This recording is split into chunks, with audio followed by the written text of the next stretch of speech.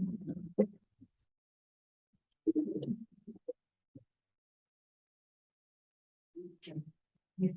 everyone.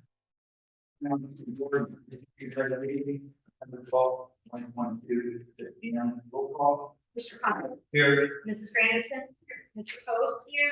Mr. Miles. Here. Mr. Paul. Here. I'm Mr. Clark. Please stand for the pledge of allegiance.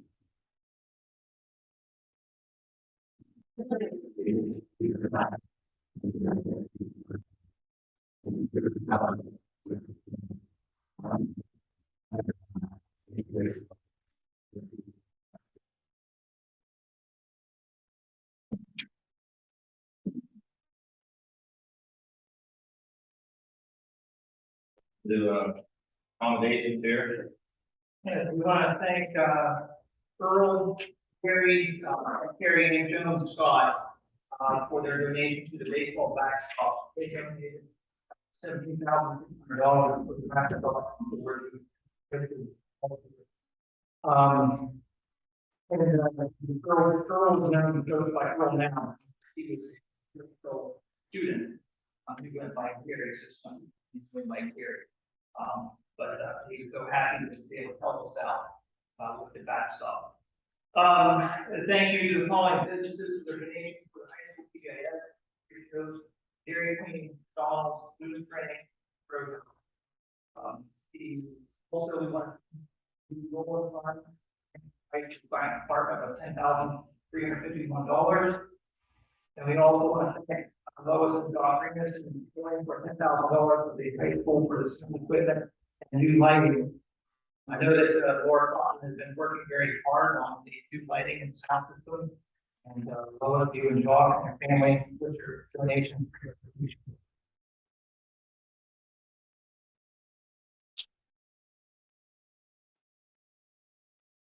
Moving into the administrative reports.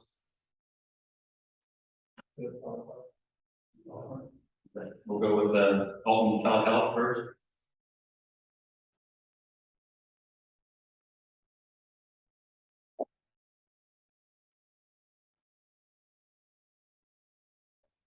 I think everybody has the handout with the FAQ and the consent. My name is Jillian Berkshire. I'm the nurse practitioner with the Altman Telehealth school-based program. And we were glad to go live here at Claymont this morning and afternoon. So it's a great success today. This is Jamie, our office manager, and Michelle Angelos, who's the VP of Rural Health. So the telehealth services are here to help provide access to care. The Ohio Department of Health did an assessment of our rural communities here locally and just decided that we were limited on our care and we needed more resources. This area, we were lucky to get a grant, the fourth largest grant in the state of Ohio, to be able to provide these services to you.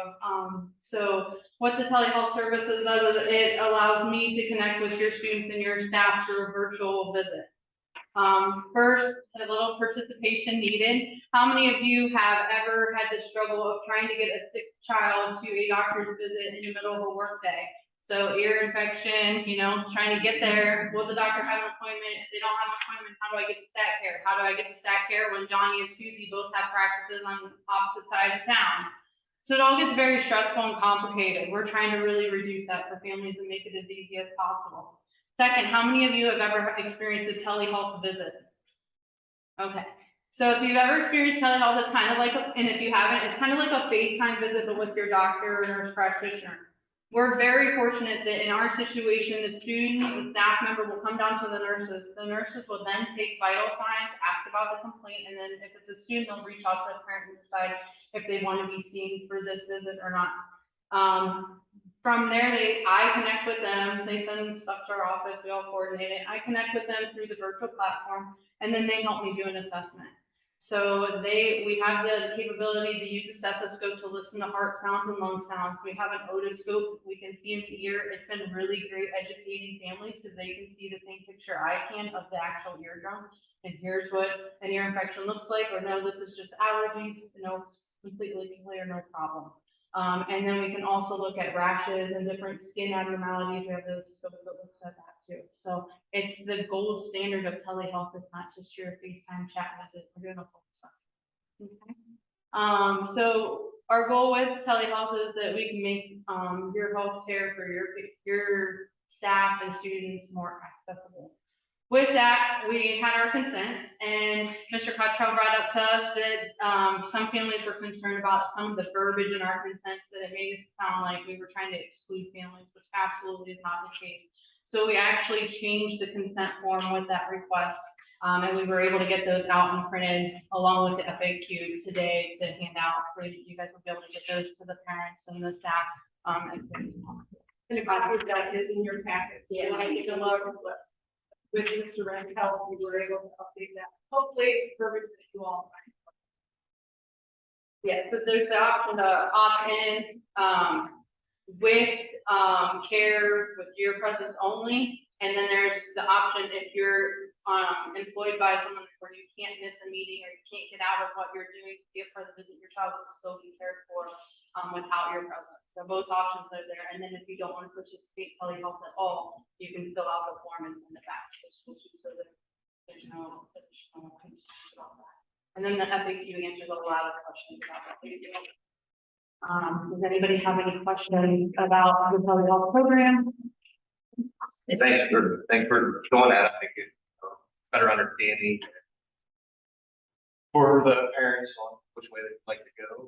Yeah. And we appreciate any feedback that we get from you guys too. We're here to make this successful and helpful to your community, and every community is a little bit different. So whatever we can do to make that smoother for you guys is great.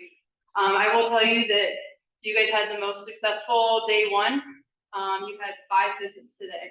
That included patients or students. It included faculty. Some students had parents present, others didn't. So it was a very well-rounded first day with 5 visits. So it definitely needed here. You going to be here? No, it's 5 days a week. We're virtual, so we will any day and of the week. Even there's some 6 visit options on this first page for the kids that are at home sick, that want to be seen. They can go through Altman now without having to come in and have the nurse involved because they were too sick to be seen. And those are open for the 5 districts that we see, Malvern, Minerva, Carrollton, Tusky Valley, and Claymont. Any day that any of those schools are in, I will be working. So even if you guys have an off day, but Tusky Valley is on, then you guys can get in for a visit. So the kids at home, they can even. Yeah, the only days it's really off is like summertime, Thanksgiving break, the Thursday through Monday, and then Christmas break for 2 weeks, but pretty much every other day, and the Monday holidays, but every other day. I will be working 8 to 2:45. Is it online, like how we have to do? I know, he kind of, whenever I get to go, it will work for him. Or It's in one people, forms. Yeah.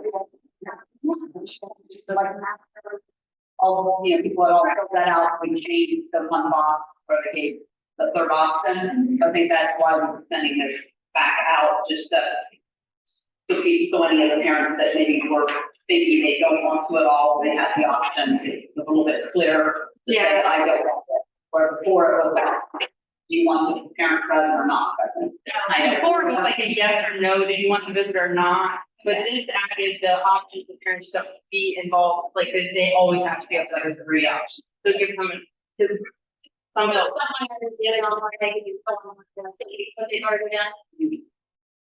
Yeah, we put it back out. They have to redo it. I think the nurses had expressed to me, I don't know, they really feel they're gonna make that initial contact every time with them. So they're getting these each time. But I think her question is, can they be updated? Yeah.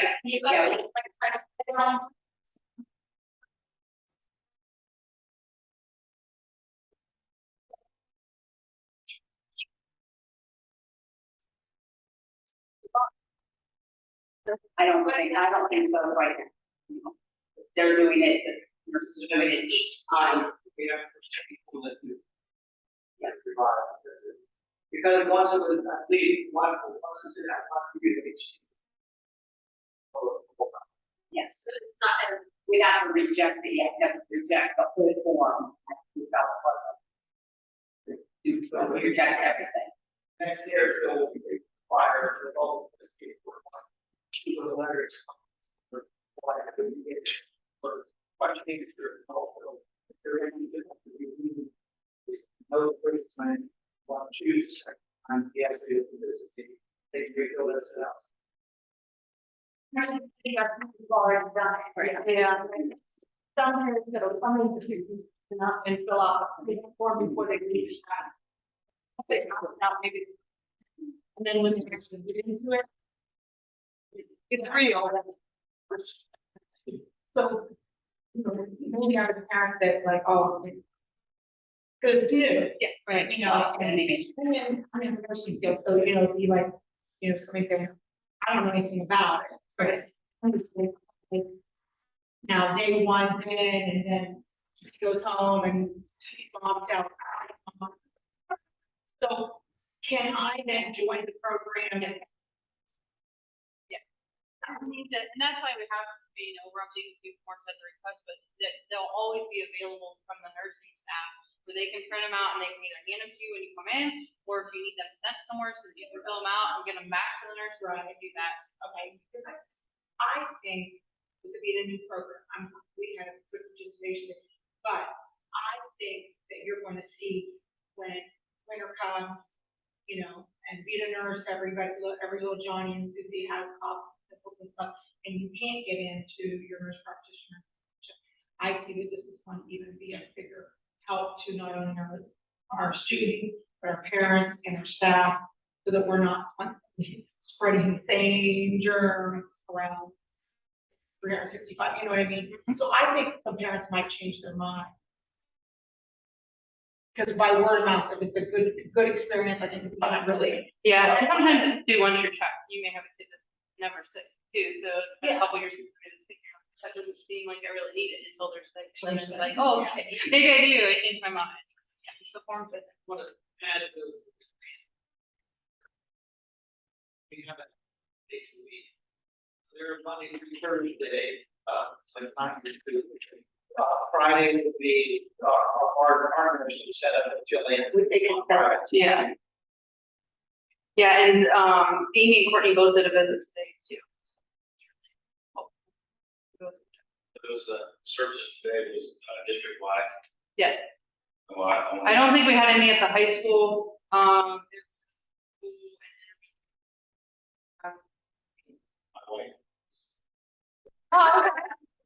First thing you care, certainly, the process, I had to pick up the prescription. That's between you and your wife. So I'm going to do the prescription up. You're sick. You just gave out the confidentiality. Well, you know. But it was easy to get the prescription to the last work and it was already ready. Certain work. Yes. We also just want to touch on that we are reaching out to the local, so. So Angela Zimmerman and myself, we went to NP school at Malone. She's a local pediatric provider practitioner here with the Trinity system, and she says a large majority of her patients are Claymont students. So we had the opportunity on Friday, her and Amy and I met at the high school and we demoed the equipment for her, and she's very excited because she'll also have flyers out at her office as a way for when their volume is too high and she can't get all the acute visits in, that she can then tell them like, hey, you know, you can use the telehealth services at the school. So that was a good introduction to the program. So it's always our intent is to circle it back into the community. We want the services to stay local. We want your kids to get the care they need. Because a lot of times in family practice world, we see we're overrun with sick visits, then we can't get through well child's. So we're trying to help her kind of balance that. Make sure. Yeah, and I make sure, because I have worked primary care for the last 4 years, I know when patients typically go to SAC care, getting that record back unless it was in your own system is very difficult, and you can request it and still not get it when the patient shows up. So my staff's really good about making sure that all the primary care providers are faxed the notes that day or the next. So they have it available and they're not having to request it because there's to complete that, cycle of information, someone has to go back to the office. We just did the messaging, my office staff, so they get real time.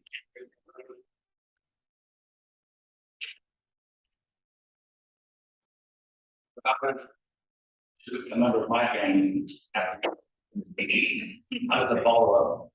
How does that get happen? So there's one of two things. So say, we'll go back to the ear infection just because it's easy and it's familiar to most people. You have an ear infection, we treat you with an antibiotic. A week later, 8 days, not completely done with the antibiotic or been done with the antibiotic for 2 days. Spike of fever, ear hurts again. And we would see another visit. You can either see me for another visit or you can go to your primary care doctor. I usually encourage to keep the primary care doctor involved. So if you get an appointment, but if you can, or this is more convenient, then absolutely we're here for you. And we also order, besides just sending prescriptions, I can order x-rays, I can order, lab work, not every visit is not just an ear. Sometimes we get lightheaded, dizzy, and a kid that you thought was gonna be something simple like an ear infection, and it becomes like, I have more questions about this situation. We can refer them to concussion specialists. We would do all the normal stuff that was done in an office visit. Whatever you choose.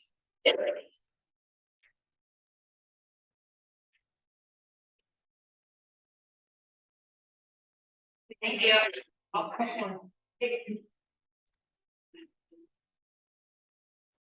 Everyone then to the administrator. Here's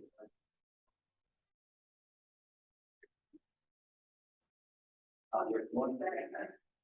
Our public donation, Maxwell and Sharon Costello, the work they've done this summer. We were in this room, whenever all the curriculum came in, it was almost half full. 10 skids of boxes, and after they were sorted, that allowed me to borrow her staff to deliver those to schools. So I got it done myself. So I know they're not here. We tell them, I'll send them a thank you card as well. We're still getting things. You walk into the foyer, there's a couple boxes that were delivered yet today. Things on back order, but our teachers have received a ton of free. So hopefully they'll make good use of it.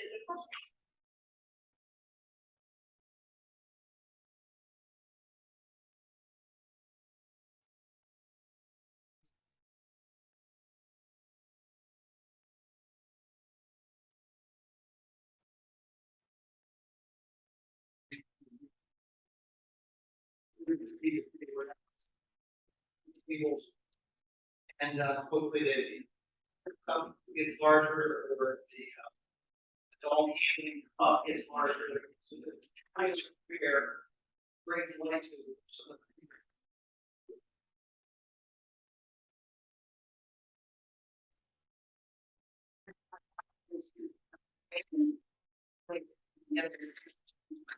Yeah, how we with their drumming, she's the drummer, right, the drum set and so every kid lined up to play the drums.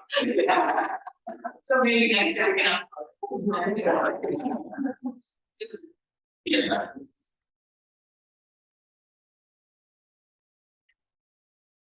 I have a question, which Mr. Watkins and I had a conversation about, I think almost about, limiting kids for DC to 96 because of the 2 bus situation. If we buy the 3rd bus, we have to up the cost from 480 to 520. Correct. So we had a little conversation about that. I didn't know if we had time to look into, if we had to do that, if we could get, community donations to Craycon or grants or. Sure. So I'll just go let everybody know what we talked. So last year we only took 2 buses. First time in years we took 2 instead of 3. And we took 96 kids. None of those, some of the kids choose not to go. Some lose it. I mean, we tell the kids when privilege not. There's academic requirements, they have to meet, there's attendance requirements, there's of course behavior requirements. And we took 96 kids. That's how many went. We were at 88, 92 kids for a long time. We had to beg and call up to the week before we left. So with that being said, we looked at enrollment and the numbers that we've been taking the last couple of years. And last year we had 135 kids in the eighth grade class, we took 96. This year we have 125 kids in the eighth grade class. So I felt like we weren't going to need that third bus. We have a third bus on hold, and we have that third bus on hold just in case. We're going to kind of base it on who pays a deposit. You know, if there are 105 deposits paid, then we're going to put the third bus. But if there are only 80 or 90, then we're going to cancel that third bus and just stick to. We even went back to 2014 when I was looking at numbers, and that class had 164 kids in it, and we only took 128 kids. So we're always leaving home 30 to 40 kids. So that's kind of why we said, and I did play worst case scenario. I told the kids, you gotta get them the deposit paid. There's gonna be a waiting. Somebody wants to be on waiting. So that was kind of the conversation that we had. So to put that out, we have never left a kid home. Never. And that was, we go back before. I mean, that's just, we have our teachers pay for kids to go. We have retired teachers that pay to go. I know I'm gonna use Lois. We reached out to Lois. She's paid for kids to go. Stevenson Brothers, and used to be an all, but it's just Stevenson Brothers now. They helped us in the past. We've never left a kid home. That won't be an issue. I just wanted to be out there, so everybody. No, thank you for asking. So Brian, my offer always stays, I always say that, don't let any kid be 50 months. Yeah. You never have, you always call me for the DC trip or the. It's for a trip, yeah. Where you at? Yeah, thank you. I have to say Cleveland.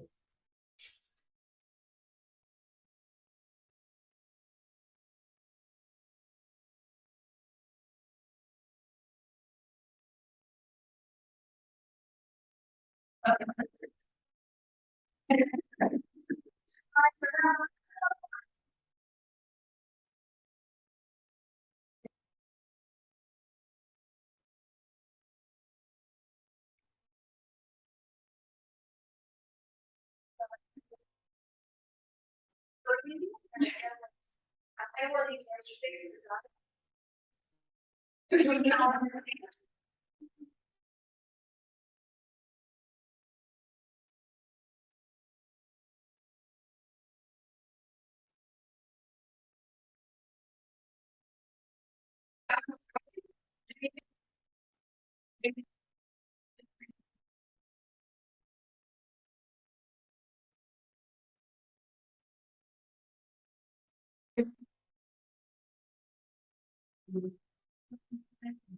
During COVID, we eliminated that because of germs.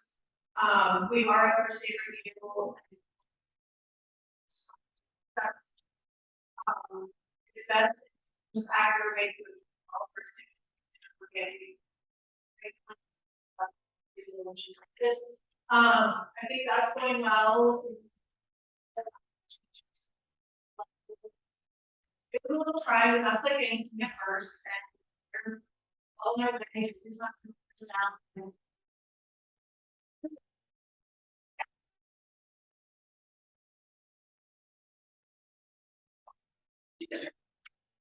We're gonna continue with our must-day memories. I have so many. Pick three. Tonight. Yeah, I'm just really hard. So I have, here's a Claymont 15.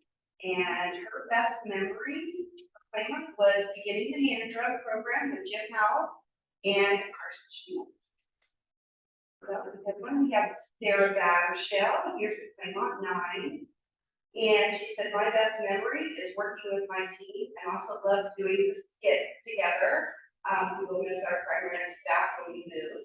So I'll be that was last year moving forward. And then I have Beth Newton, 28 years. And my best memories are the ones spent with other staff, laughing, working, and teaching.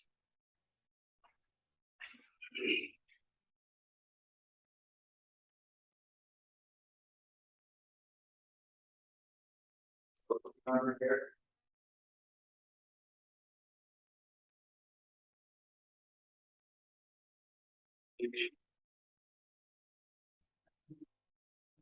So, and, that's part of the area.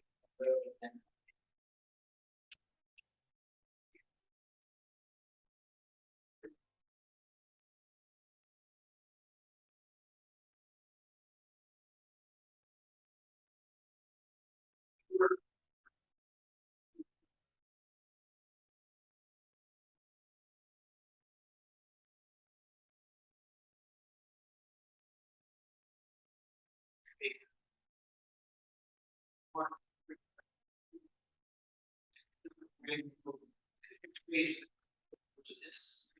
So there are people there, that's needed, then, there, the autos, they can bring it out. Probably as far as paving, take a look at whether it is, based off the, design.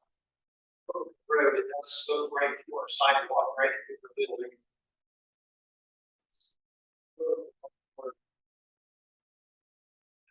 Snowy.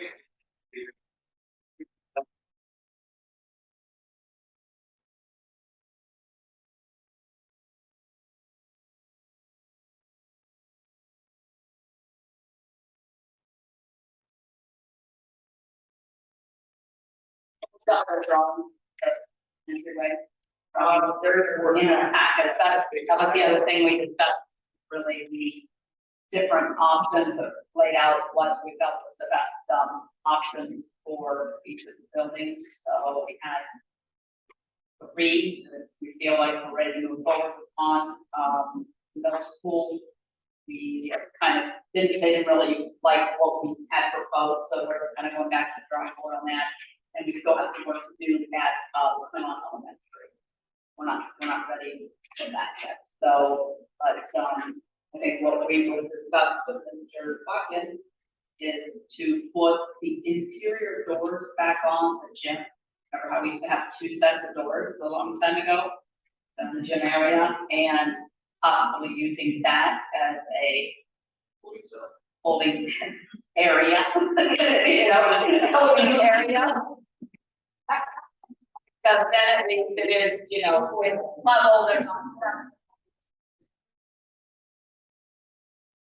So we're still, but the other 3, the high school, the primary school, and the intermediate, we have given that back to Diversified to start working on the detailed designs of those, so we can get those out to bid.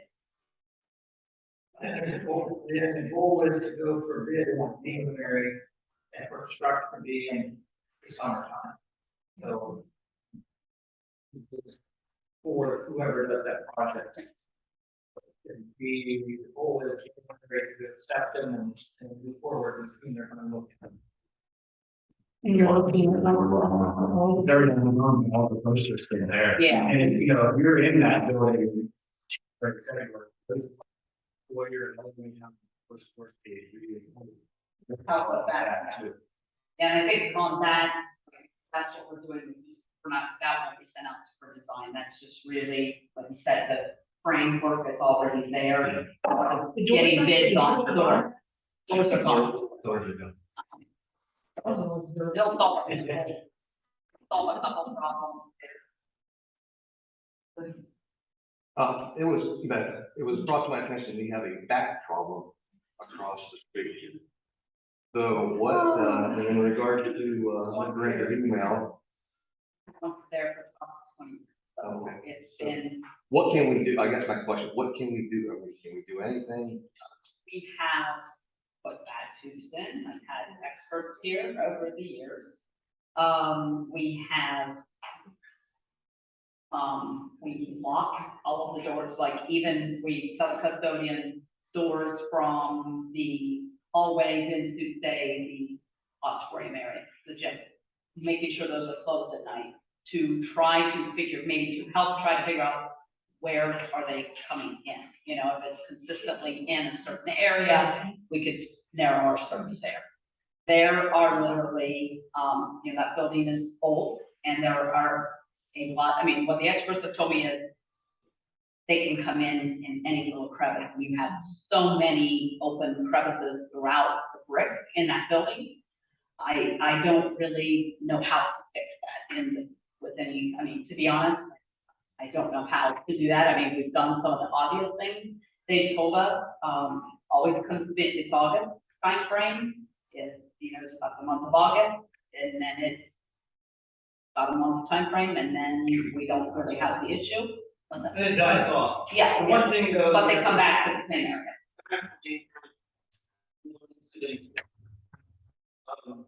One of the teachers that was been that day, he said they put in backlogs at their, that's. Yeah. Only enough on We have to look at the roof area, the construction, figure the Yeah. but where we put the backlogs. It's either Well, we'd like to have, they want open spaces to fly in, so we can't really put them back against the hill. I mean, it more have to be out, I don't want to say out front, but open, maybe on the sides or something. They're good on poles too, like light poles, if you know, like, that's what we have, we have 3 at our house. Yeah. And they're on posts, Yeah, they gotta be probably up high also, but backlogs would be our next. There is yeah, we did that. That was about 2 years ago. We found both of them. That didn't help. Are you not allowed to like discontinue them or? Something about last week, I don't know. What's that? So you can't.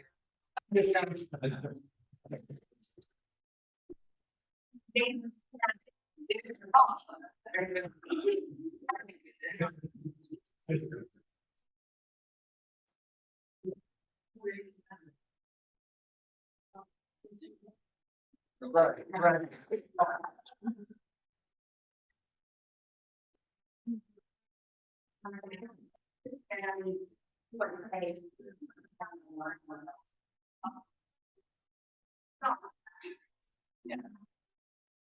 They'll stay on thoughts on it. They usually are they're usually on Henry. Generally, they're I usually.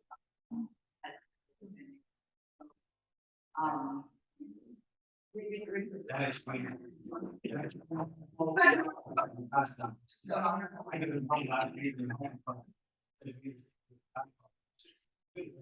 Ten years, I mean. Yeah, we trade that. So.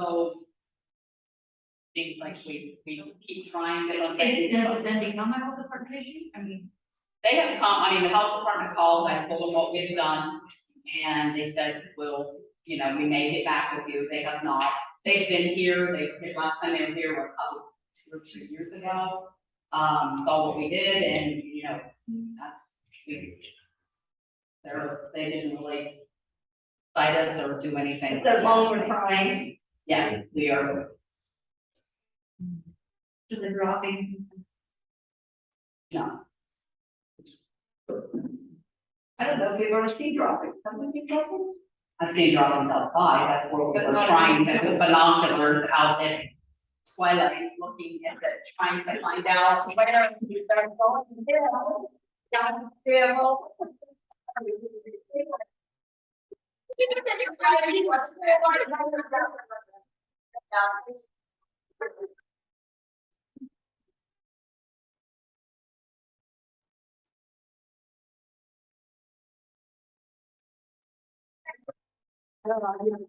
Water, with the brown hat color.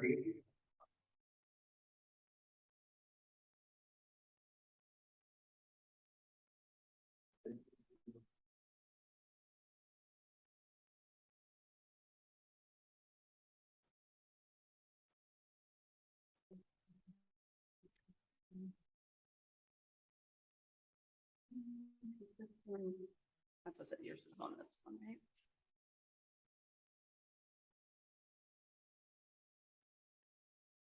This is yours.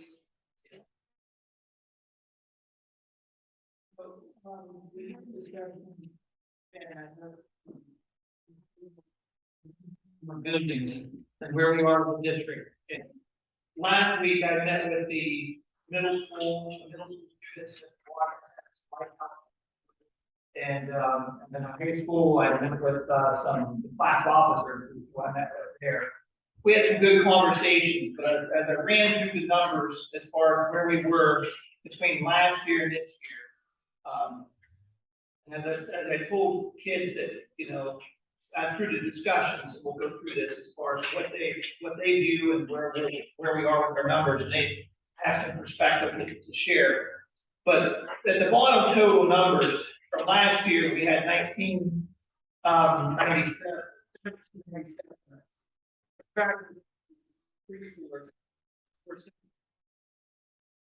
This year, we have 1766, and I subtracted the 90 preschoolers out, we have 676. So our class size or grade level average last year was 131.3, this year we're at 129. And you can cross-reference as far as where we are, as far as, you know, between last year's kindergarten, this year's first, et cetera. And then last year we graduated 124. This year we're expected to graduate 146. Last year's class of juniors or sophomores was 124, we're 119 now. So we've had to drop where we have dropped. You know, we have 30 less students approximately from last year's kindergarten to this year's kindergarten. So those numbers there did not hold. We're down 9 from there. Taking a look at those numbers, that's where we would sit for those. So you go to the next slide, please. So open enrollment. And what is open enrollment? How does it work? And, you know, it used to come off the foundation, and now it's directly paid through the school district. So our SFDR funding that we get from the state has a report that came forward that our open enrollment that on prior year was 137.6. And they have it currently at 137.6. So our open enrollment is identical between those years based off of that report from the state. So that's where the state's figuring our funding from, or how they're funneling the money from the state to us. So how does it calculate? So this is fun math. So the base cost is B2. The base cost is $7,263.87. That's the base cost of the child across the state in our district. Local capacity is B1. Local capacity is not the same as it is base cost for every district either. The local capacity that the state has factored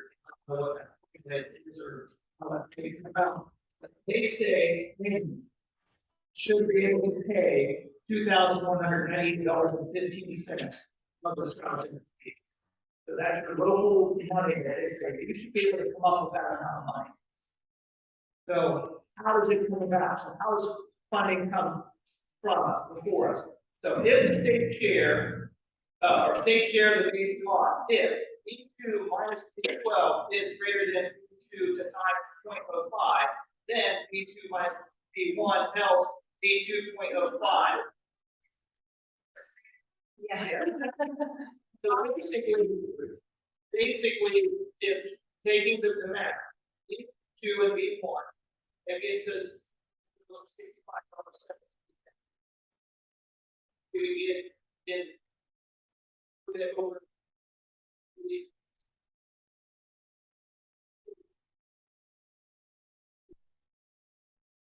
in 2 times 0.05, $363. State is saying, so pick the higher number.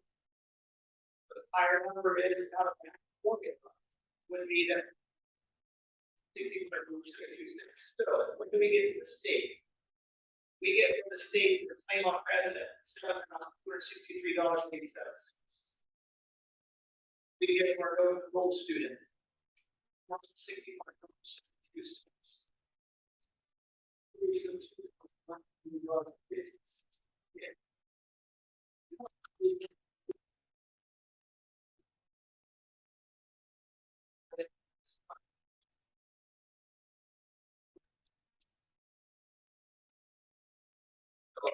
going into the questions that I asked students, and I said, grade on a scale of 1 to 5. 1 were really bad, 5 were really good. Or, so they came back with some really good responses. I kind of expected really were. I expected the scores to be, well, the highest they are by one student. Never give us a 5. Or something give us all in all, they say great.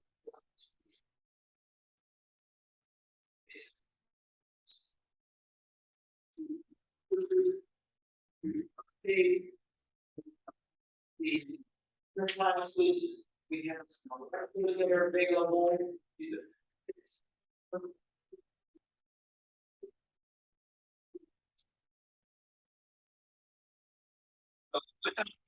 Your opinion, some of those metrics, some of those here from the education type of applies is all test based. Same test, same way learning for every student. This is used to all students here, and many of some, but others struggle to learn state lessons too. There's a good variety of different types of teachers, which is why I rated it a 3. Big school education, we must learn one way. The only way to improve the education in our school is to teach for the sake to learn and not for the sake of passing tests.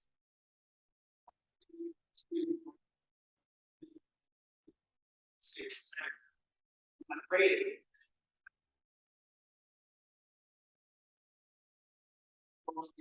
And you teach the standards, and then the test will take care of itself. So that's the way high school students there. We're teaching the standards, no matter how we're teaching it. So, some of those that are, I'm not going to read you all of them. They all have great programs today. Speakers are great with the information. And there's one at the bottom says that feels 5 that they classes are joint brought out of elective to choose from. So they have college classes, students who go ahead and offer which classes, regular classes, different electives, etc. So students feel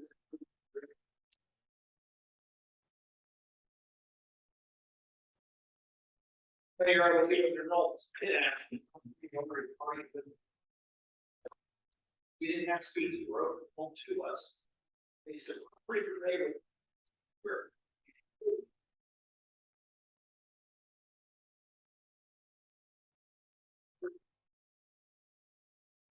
some said, see, they're involved. They've been from the claim. Either have ideas.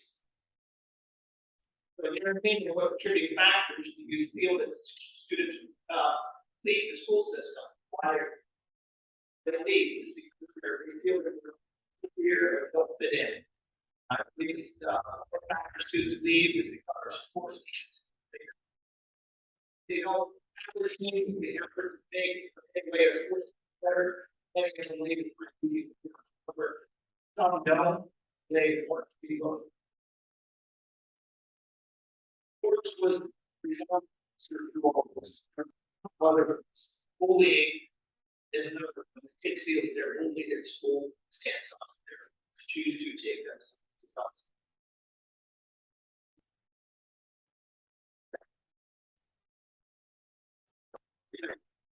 Support. We do to retain kids who coaches are inconsistent and not as good as they once were, or we need to push inclusively for school. I think they're really good. It is really good to keep them from leaving. That comment came later and said they want to go, they're going to go. We can't stop them from leaving. We can try to have better school spirit. So that's what good spirit. Stop the bullying. Take Google from form. Supposed to be form surveys. If you're being bullied to a teacher, you can go and ask kids to like video and play and say what they do. Through the appeal, it's a requirement to kids to like focus on strengths. These are the academics. Counting as far as doing what we're doing is trying to keep what can a school do to get students better from road goals to another school? And improving our meditation, maybe try more to be.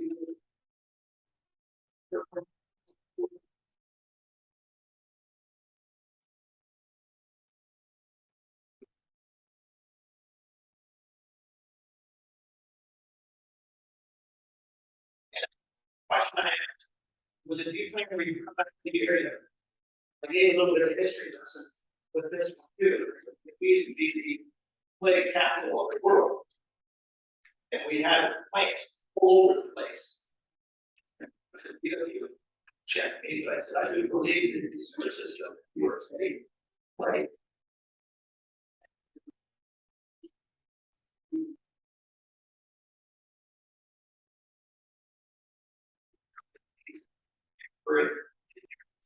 What's got to bring it back? We got settled here, it's 50 did. And one kid said, it says, industry. But I got into, I said, no, I don't do wants to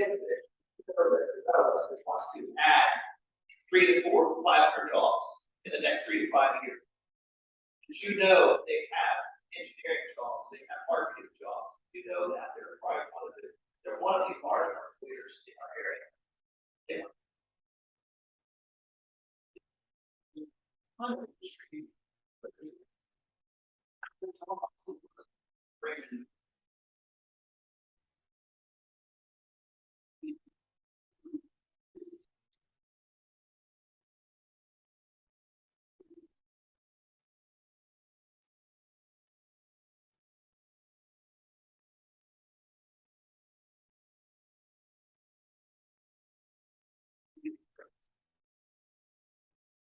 Anything else like that? Even though we might not be the best at sports, we do have very supportive. And when most students move schools, most of the time the parent is that wants to change. Simply the education level of our school should matter more than a winning streak on a football team or whether or not you can play varsity. I think it's big and on this survey. But we're very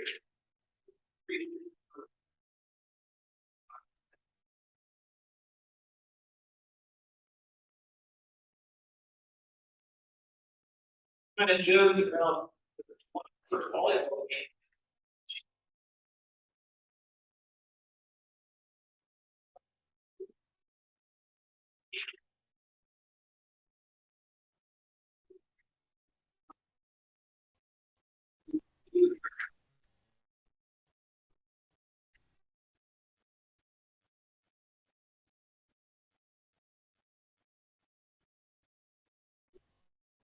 Thank you.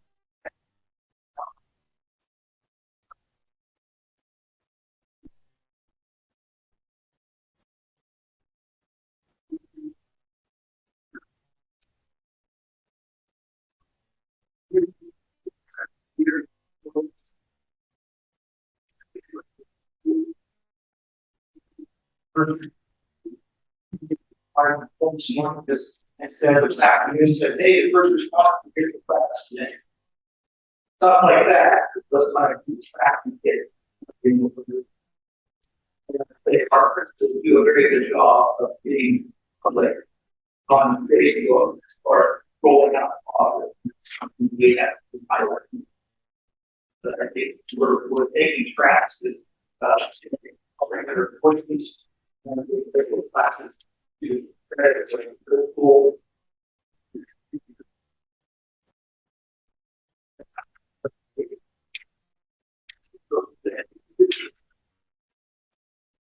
Actually, we should talk about stuff. I guess the older you get, hopefully you gain a little bit more wisdom as you get older. This, we live in a community that does support, so ultimately, at the end of the day, that's what matters. There's a kid, they go on and seek out whatever direction they go. We breathe that here, so I appreciate it with all we bring to the table every day. This month is, with that's been heavy on my heart for other reasons, but keep doing what you're doing, reach out to this kid. So, how is you guys about throughout the table the first day? And how at the time Mrs. Henry got up discussing that. I mean, so how is our district adapting to it? It's mandated by the state, right? So how is our district? Well, I'll be honest, we have buildings that are further ahead. Was up for over last year. Richard building last year was up for what they've done with PBIS. And Kelsey is really working hard at high school and we hope to before have a lot of things to say. Where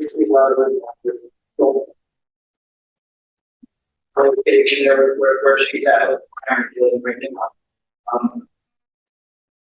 It's building, I mean, you know, the importance of it, and some people think that, oh, we're just reporting for, you know, good behavior and, you know, kids should internally want to do well. Sometimes they internally don't have that yet. They will through the right PBIS program. But it is evolving. Discipline rates, I know from in the past, I mean, they are increasing depending on, I mean, when I was school, the number of fights we had, they don't really care. So that's really some sign that all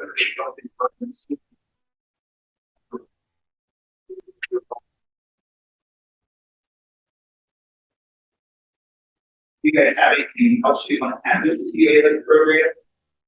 Or highlight something that I didn't say? Other than that, it's really nice that we have everybody. Guru on you guys. He's looking for cook. A lot of the kids senior. Everybody's speaking the same language.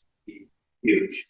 The whole district's the same. You're saying we're doing the same thing. The training funding for all.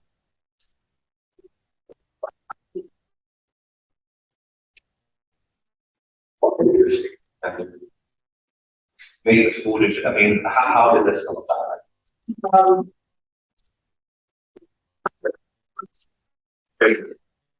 I mean, it works. The work they requires that everybody always does that, right?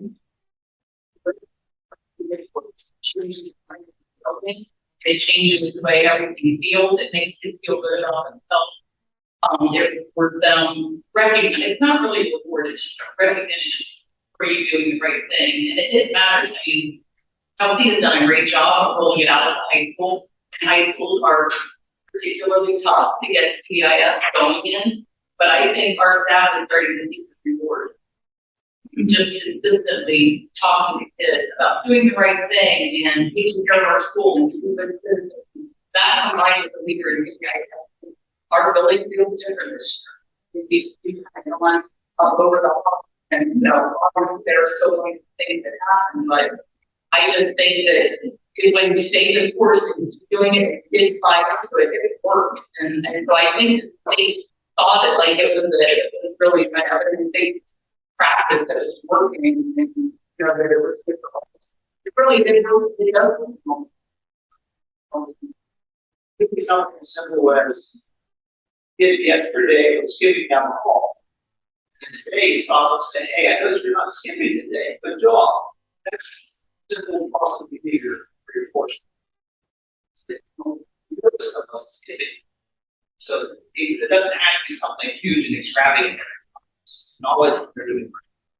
Do we stick with this plan before we get to like in-school suspension? How do we? This is this. So whether they're still, I'm not saying whether they're still suspended, but as far as this is. And we still. We're still. Certain percentage of kids, you're free. No, we are expected to be. Oh. Still. And never get the eyes. We're trying to work on good things here.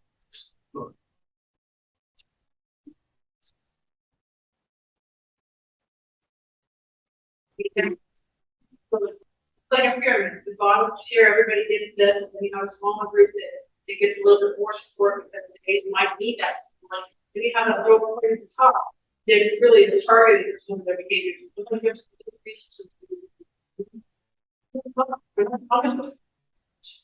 you still have to work a little bit harder. So it's not just, okay, here's a candy bar, for doing what you want, that's not. But sometimes people think that's what it is now.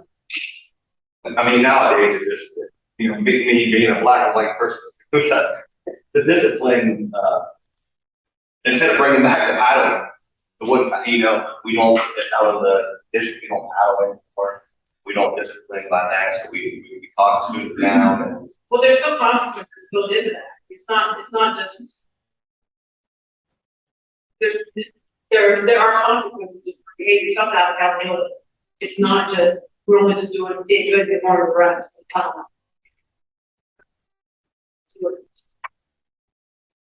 Our consequences are not that particular.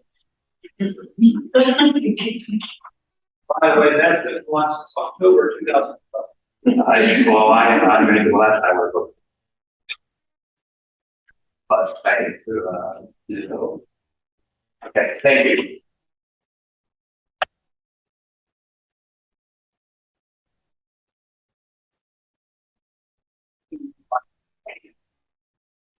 Just to highlight that, August financials.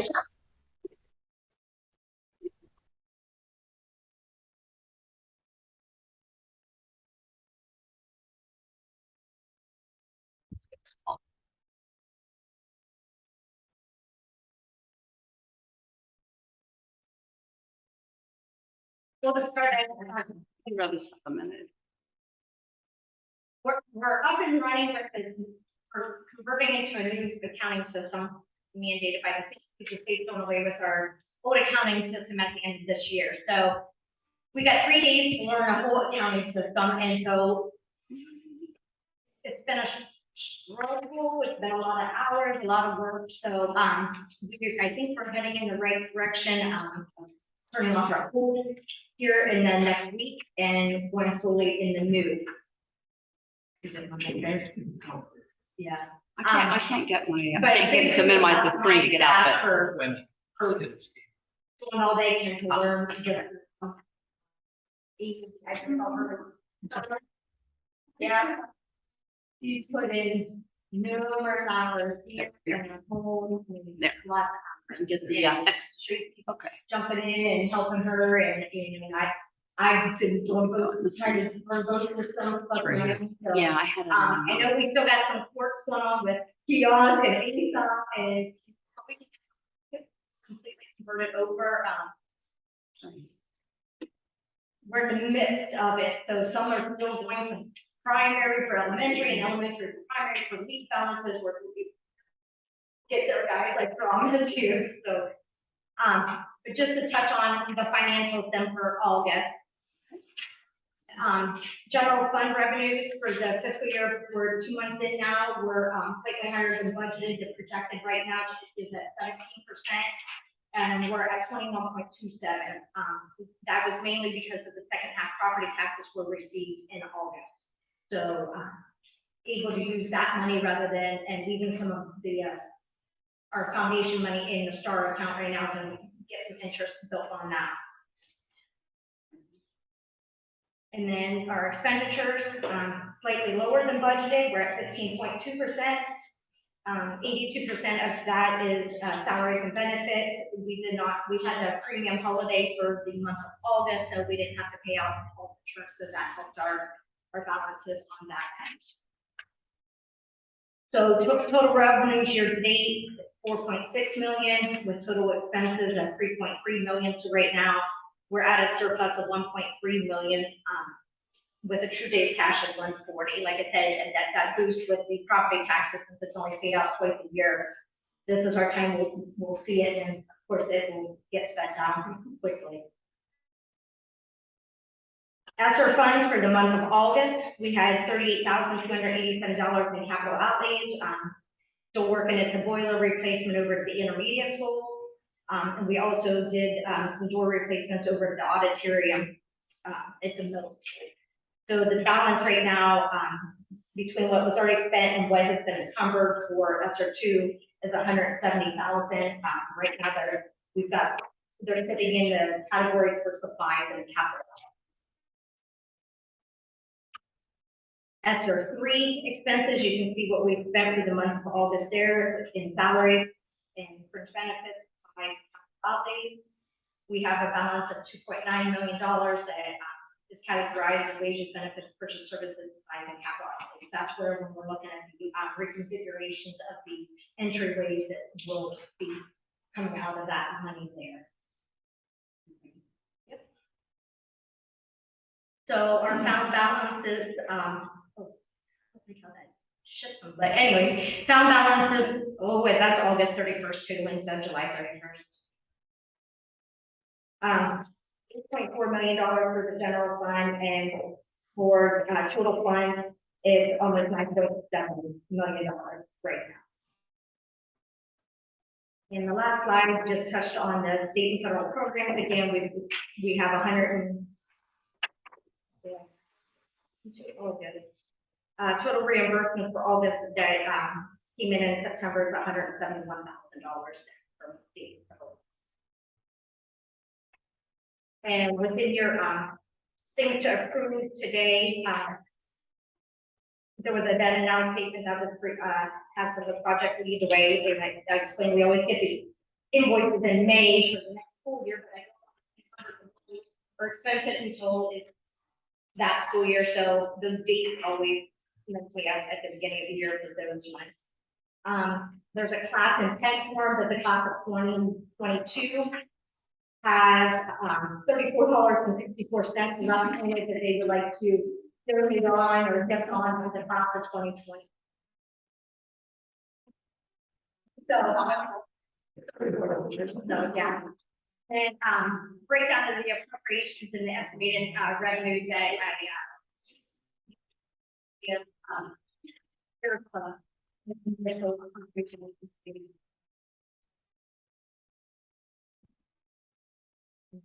That's the number.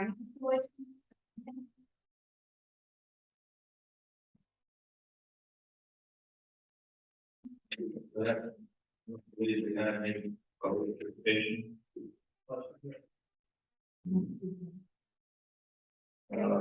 Then you, board, Devin? Let's do it again.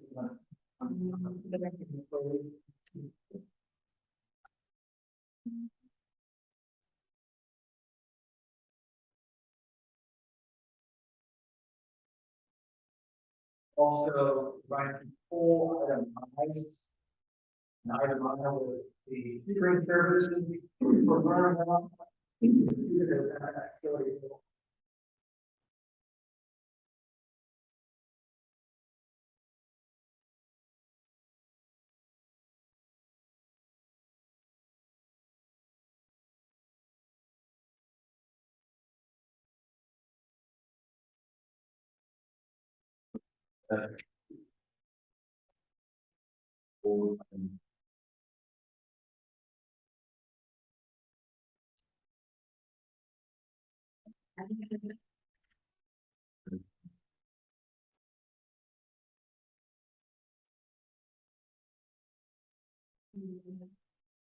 No, I wasn't, put it as part of the agenda.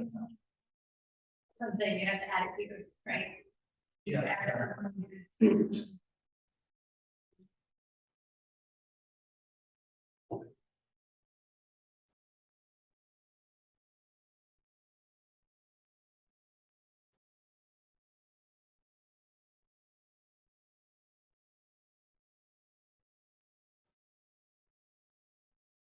Second.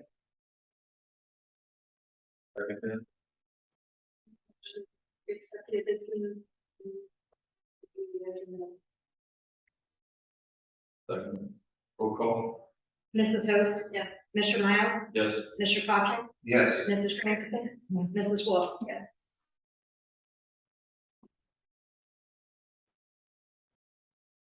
Full discussion, table.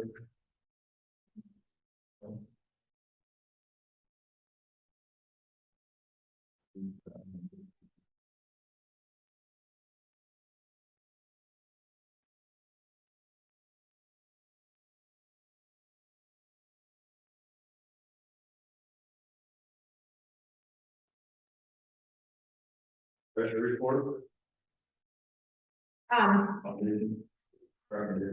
Yeah, sorry, yes. Second, need a first and a second to approve the financial report of, for the month of August. Approve the payment of bills as presented, the minutes to the regular board meeting of August 8th and the special board meeting of August 15th. The then announced statement as presented, the class of test form of the class of 2022 is presented, and then the, fiscal 23 permanent appropriations and estimated revenues as presented. Okay, I'll make a motion to accept. I'll second. Roll call. Mrs. Grandison? Yes. Mrs. Host? Yes. Mr. Cottrell? Yes. Mr. Miles? Yes. Mrs. Wolf? Yes. Even that recommendation. Approve the 1 year limit contract with the 1 year limit.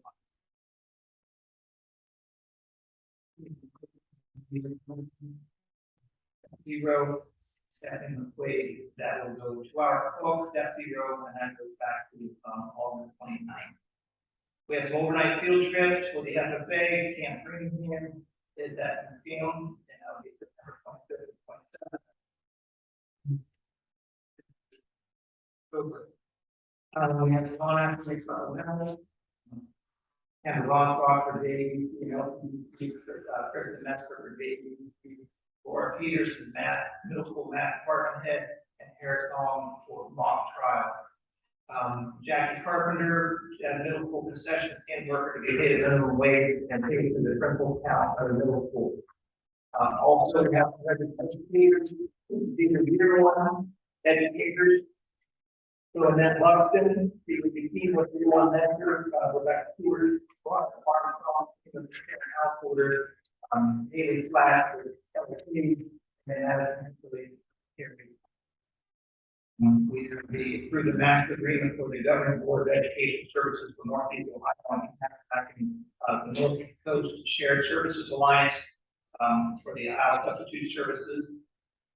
Approve the clinical site agreement for Alton Hospital Nursing Program for Claymont School, with a student nurse. Here, item H would be to approve Mackenzie Currents as a student nurse. She'll work directly with Courtney Cameron as her teacher. Part of that. So they're kind of like student teacher, student nurse. Item J, we have the Brawley Special Education Software fee to the Special Education Fund.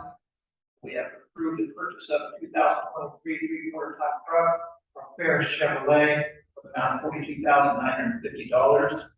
Approved the athletic supplemental for Ashton Blair. And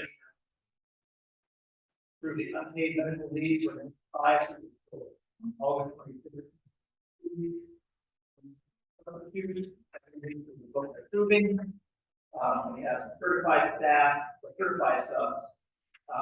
Marcia Wheatstone, Abby Hughes, Kennedy Beckley, and Natalie Meyer. And we do have some classified and English sluts, cook and custodian, Harlington as a custodian, Kennedy Beckley as secretary, and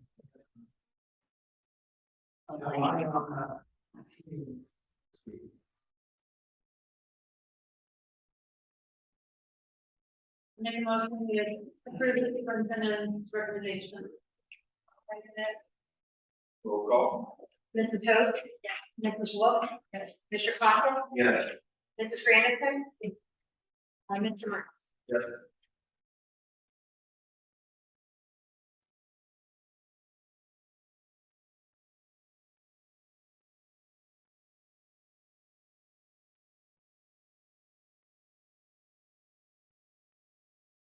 Second session, get it there again.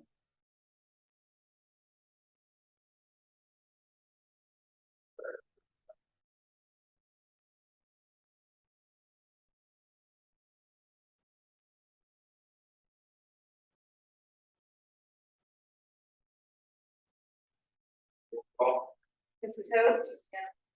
Mrs. Wolf? Yes. Mr. Concho? Yes. Mrs. Anderson? Yes. Mr. Marks? I'm so,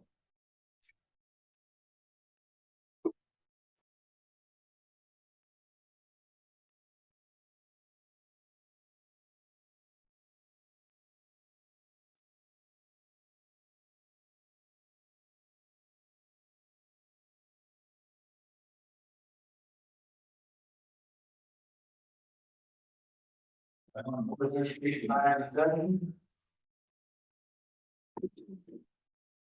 Need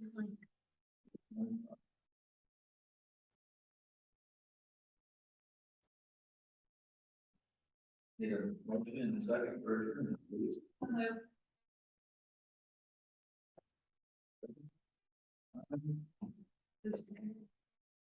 Okay, sorry.